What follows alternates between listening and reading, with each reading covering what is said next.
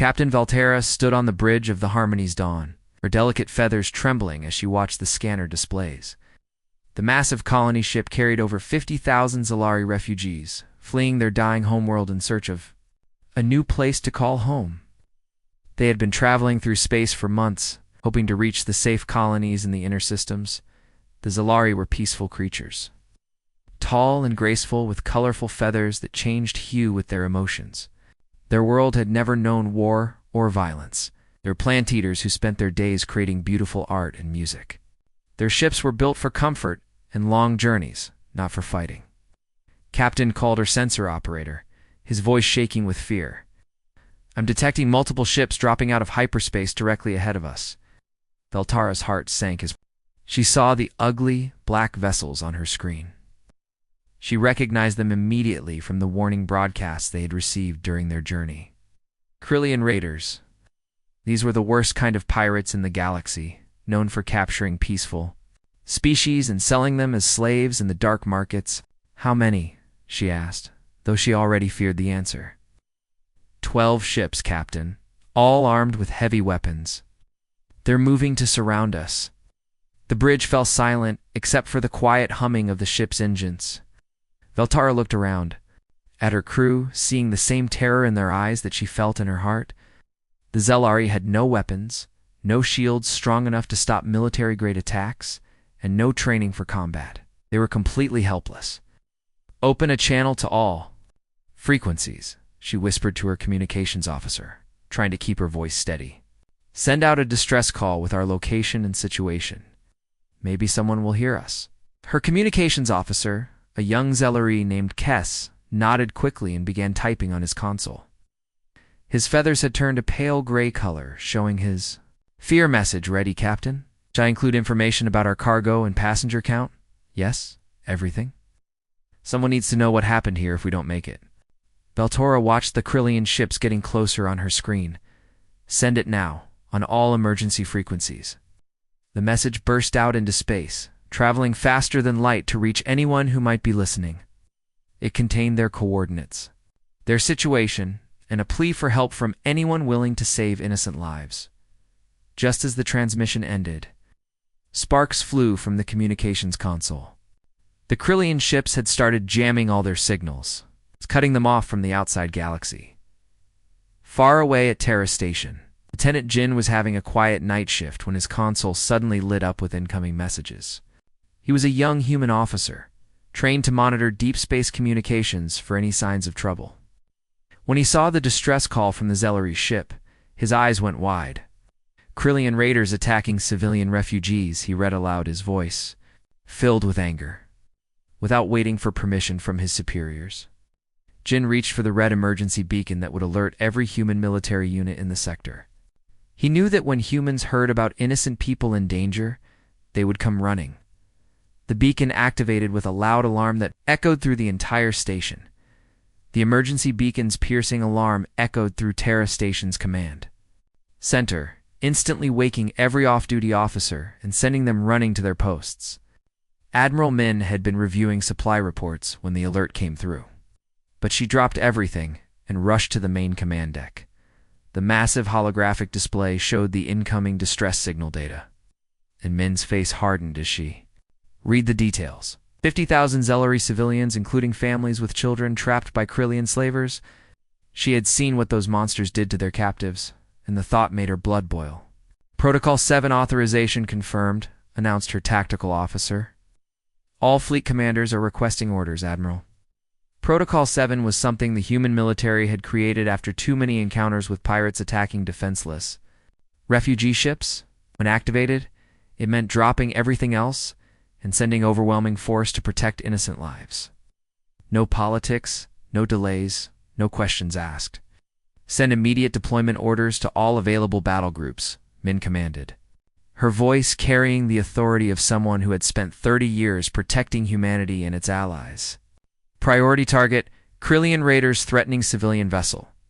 Rules of engagement: eliminate all hostile forces." Across the sector, human warships received their orders within seconds.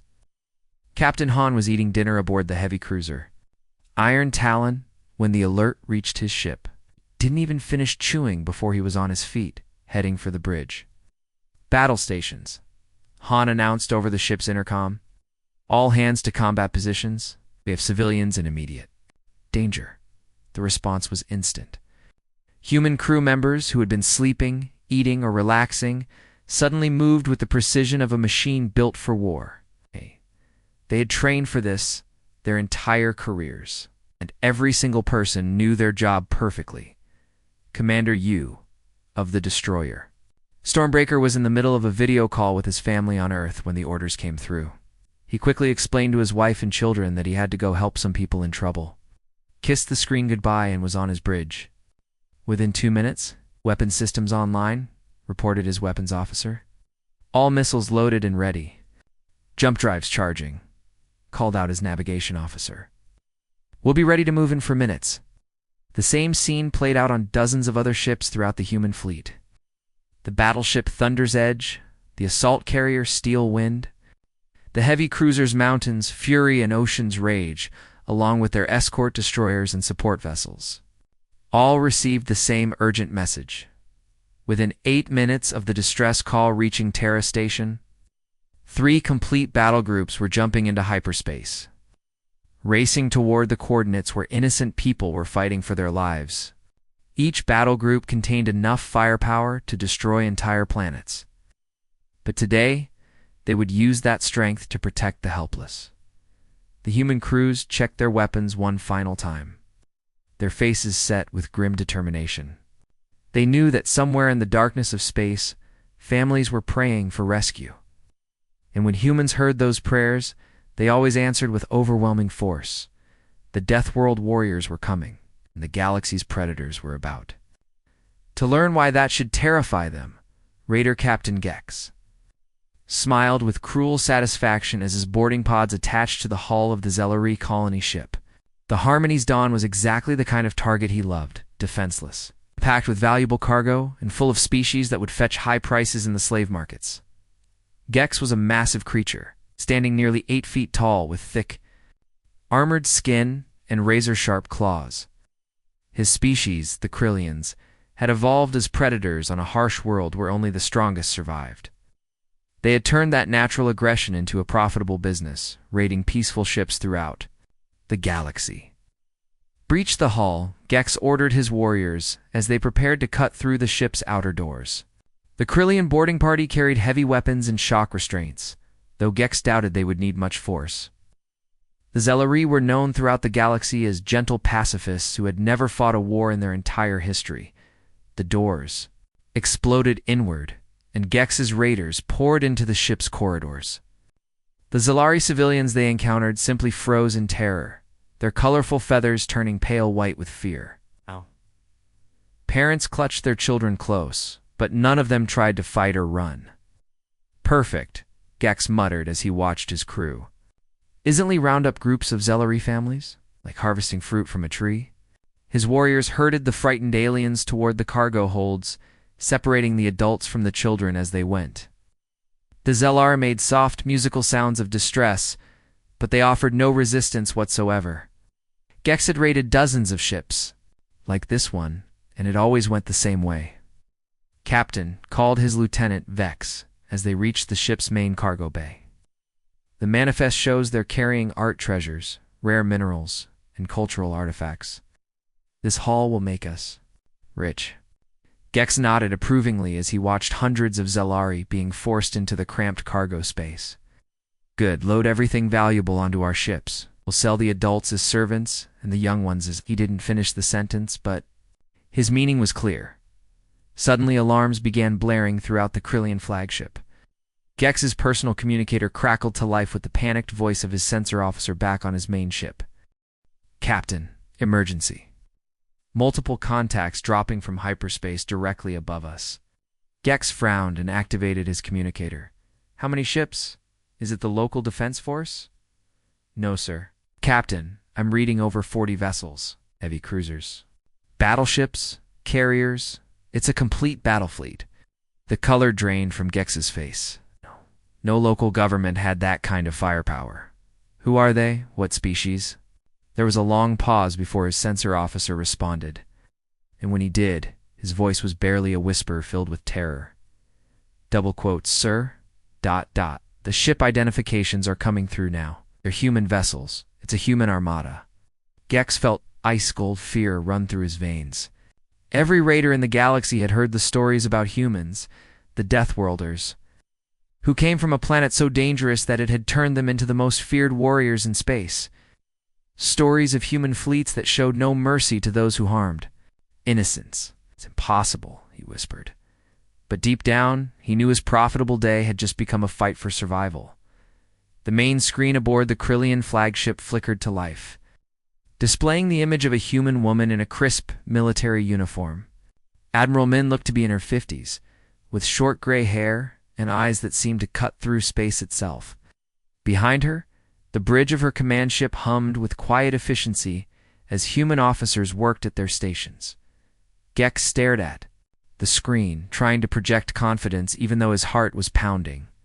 He had expected to face some local patrol ships, maybe a small defense force. Instead, he found himself looking at what appeared to be the most professional military operation he had ever encountered.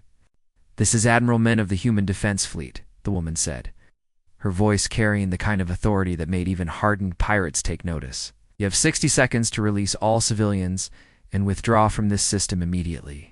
Gex forced himself to laugh, though the sound came out more nervous than he intended. His crew was watching him, waiting to see how their captain would handle this situation.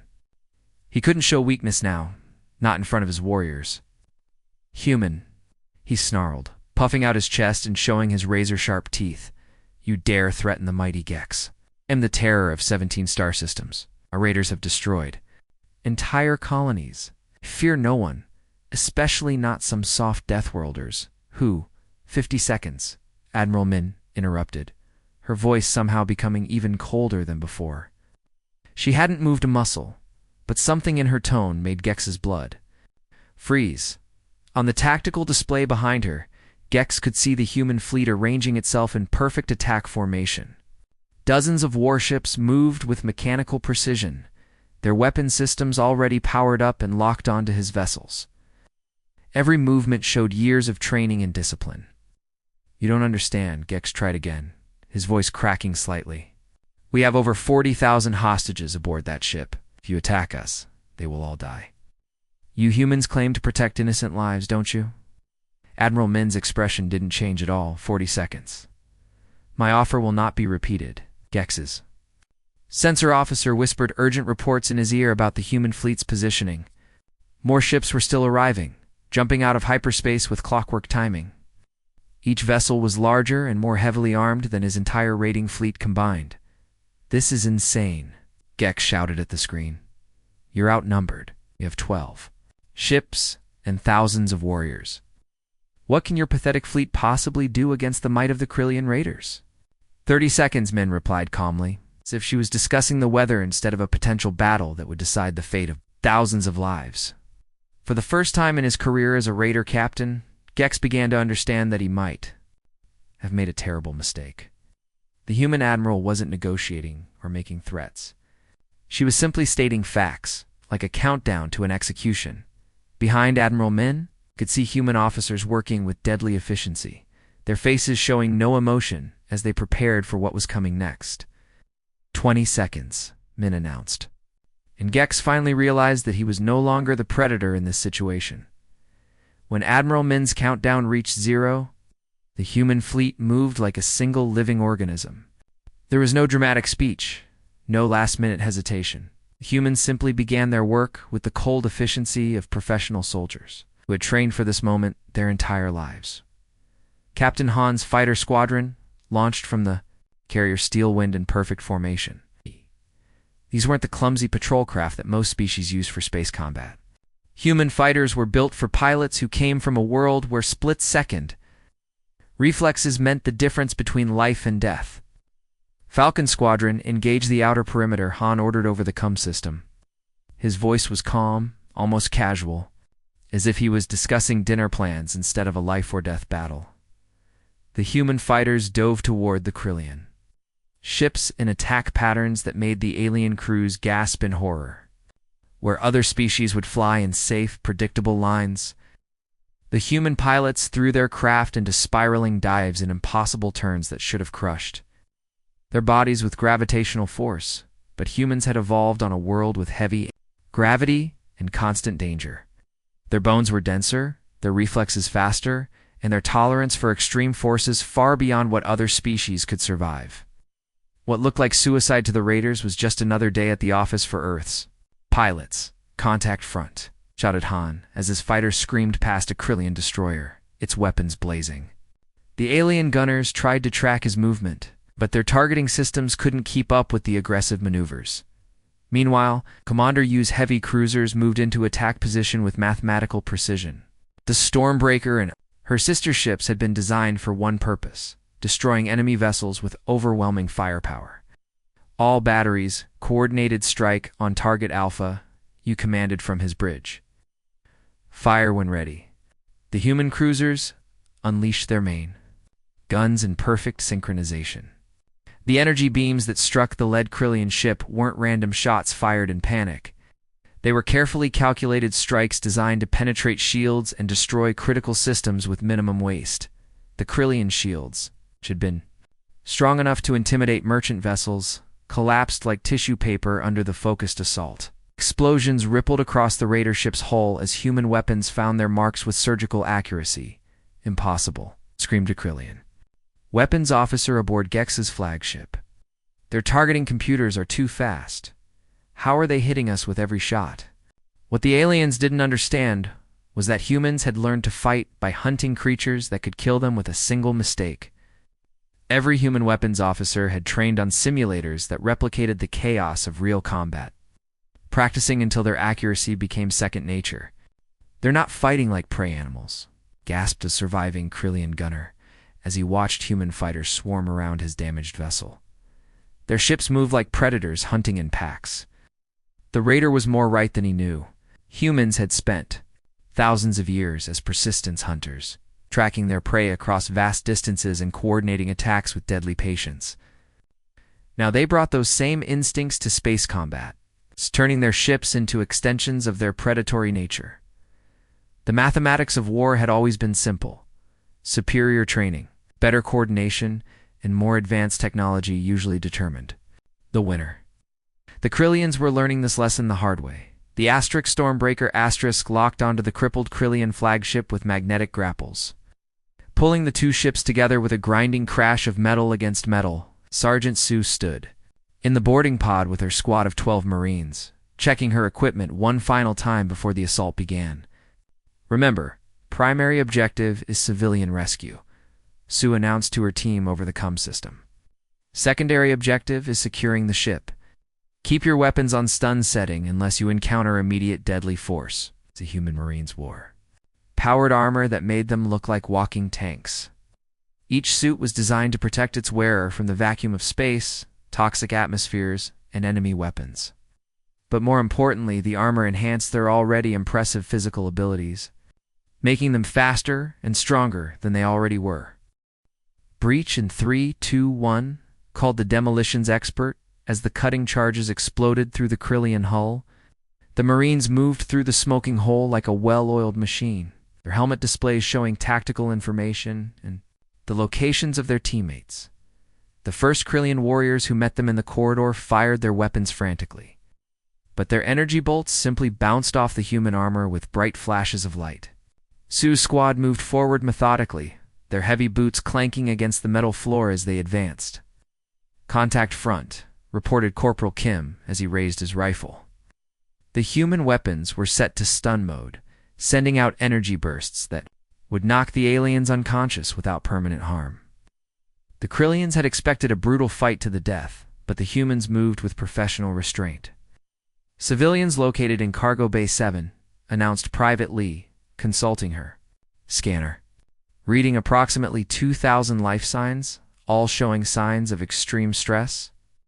Sue nodded and split her squad into 2 teams.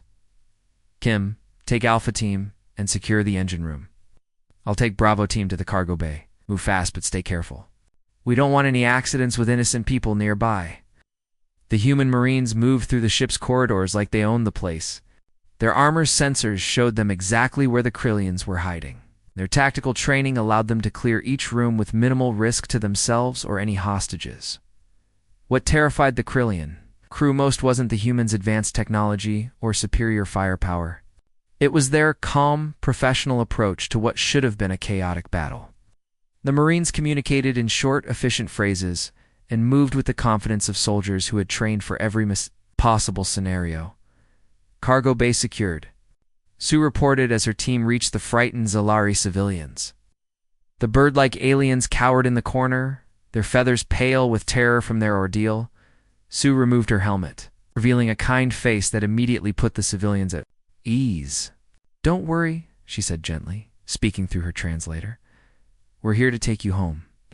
The Krillians had learned something important that day. Humans weren't just deadly in space combat. When it came to protecting innocent lives, they were absolutely unstoppable on foot as well. Captain Veltara pressed herself against the cargo bay wall, watching in amazement as the human soldiers worked to free her people.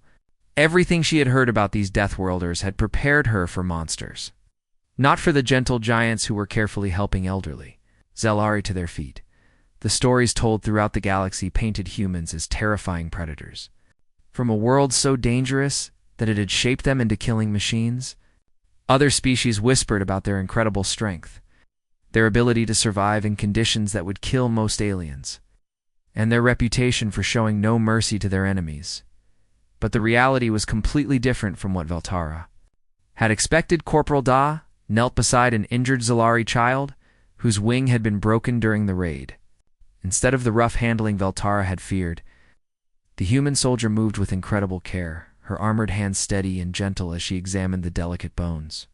"It's okay, little one," Da said softly, her voice filtered through the translation. "Device, we're going to fix your wing and get you back to your family." The child, who had been crying in pain and fear, suddenly stopped sobbing and looked up at the human with wide, curious eyes.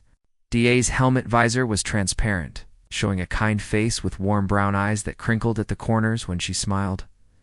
Veltara watched as human medics worked alongside the ship's Zalari doctors, sharing medical supplies and knowledge without any hesitation.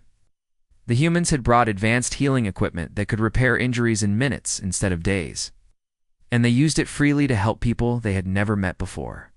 "How are they so gentle?" whispered Dr. Kess, the ship's chief medical officer, as he watched a human medic carefully bandage a Zalari elder's injured arm.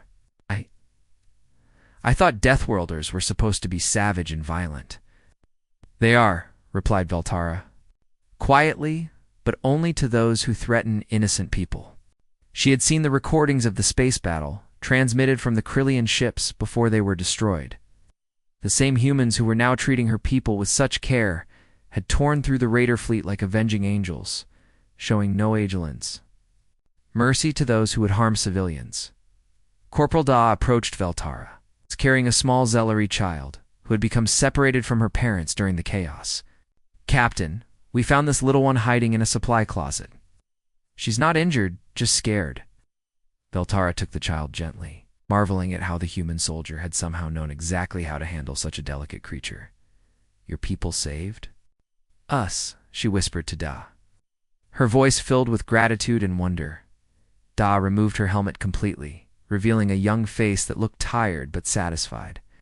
"That's what we do," she said simply, as if risking their lives to save complete strangers was just another day at work.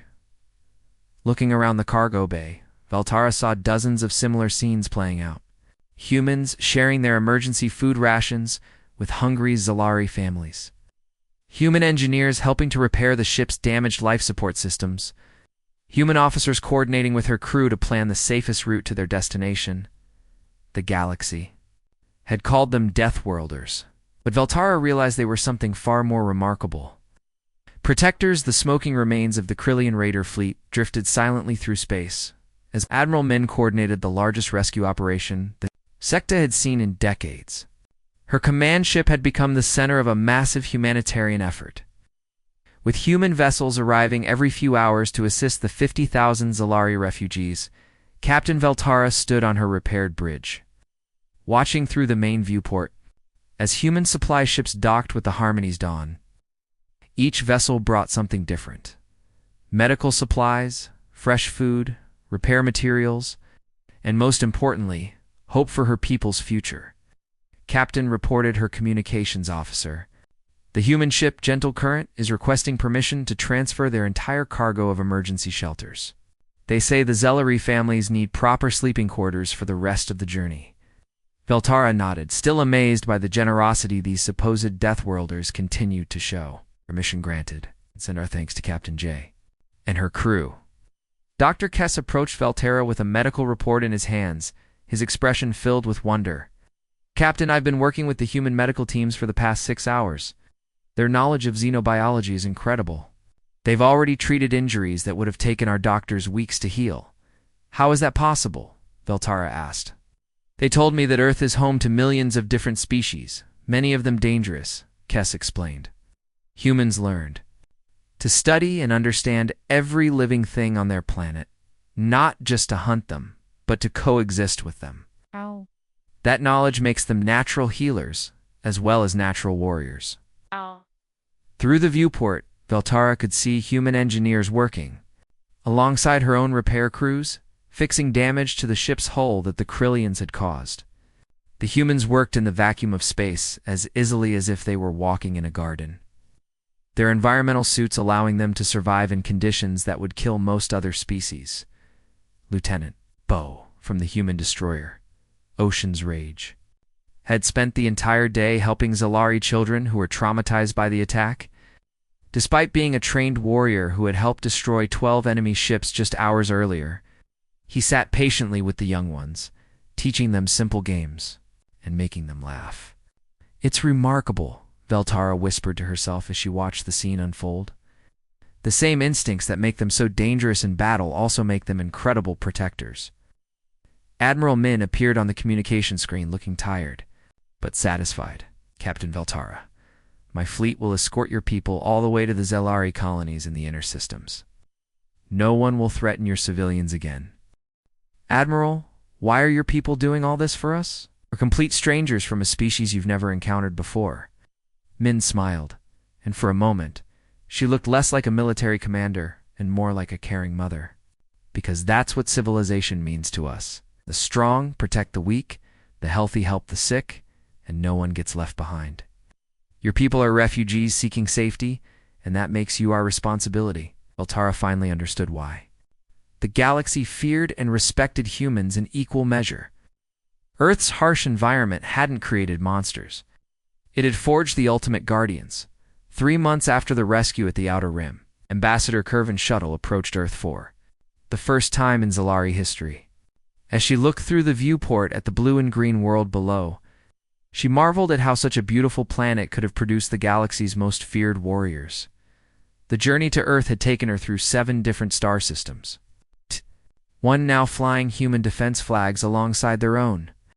Word of the Krillian raid and the human response had spread throughout the galaxy like wildfire, changing how entire civilizations viewed the species from the dangerous Deathworld. Ambassador, her pilot announced as they entered Earth's atmosphere, we're being escorted by 2 human fighters. They're flying in honor formation.